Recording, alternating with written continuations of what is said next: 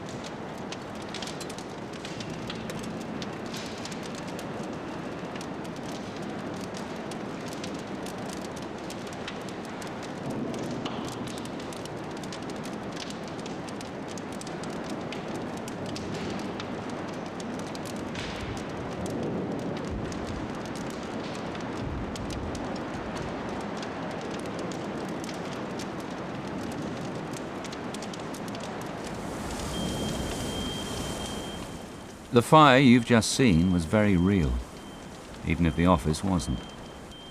It involved materials which are typical of many offices. No special effects were used, and you saw everything in real time.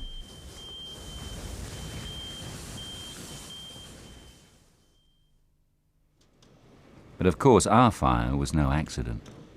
It was set up and ignited purposely, then filmed by experts for your benefit. What benefit? Well, normally at this point, we might be obliged to give a rather needless warning, such as, "Don't try this in your office," and it sometimes gets a laugh. But by changing just one word, it becomes a serious message. By looking at why fires like this happen, it's possible to give advice on how you can prevent them. Our office fire had to start somehow. It was arranged so that an igniter, mimicking the heat from an overloaded electrical socket, caused a plastic bin and paper to catch fire. But other sources can't be ruled out. Damaged wiring, faulty appliances, a discarded burning cigarette, or even arson. So, our first piece of advice is easy, and it's about prevention. Don't use appliances with faults or damaged wiring. Don't overload sockets. Don't leave anything switched on unless you need it, and be careful with cigarettes, matches, and waste paper. A quick walk-around inspection at the end of each day would mean that most of these hazards could be spotted. You should also look for windows and doors left open. Every fire needs oxygen to keep going. Starved of oxygen, as it would be with all windows and doors shut, a fire like this becomes much less severe, more contained, and it's even possible that it will go out on its own. So, here's our next advice.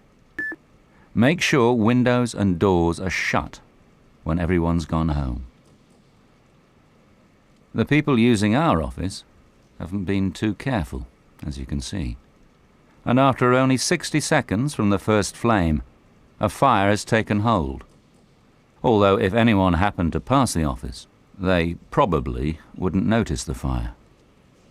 But there is rapid growth, and after only another 60 seconds, flames are reaching the ceiling. A passerby would easily see the fire, but is unlikely to be able to put it out. It's around this time that a fire or smoke detector would trigger. And this brings us to our next piece of advice.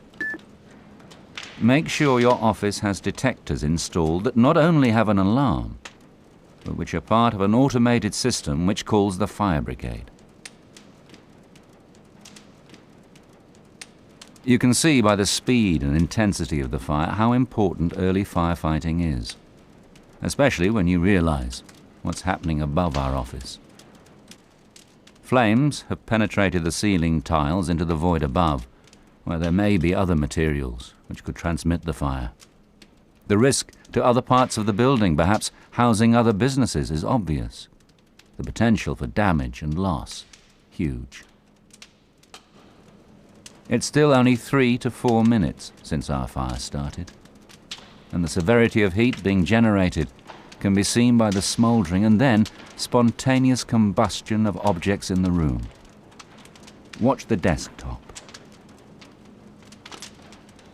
Flashover follows quickly. As flashover consumes everything in the room, it's appropriate to give our final piece of advice. And it's simply to remind you of good computer practice. Make regular backups of all your important data and store them somewhere else. If you are in any doubt, just consider this.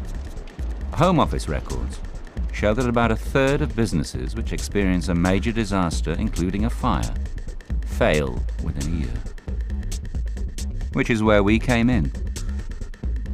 We asked you how you would feel if you knew a fire like the one you've just seen was going to mean the end of your job.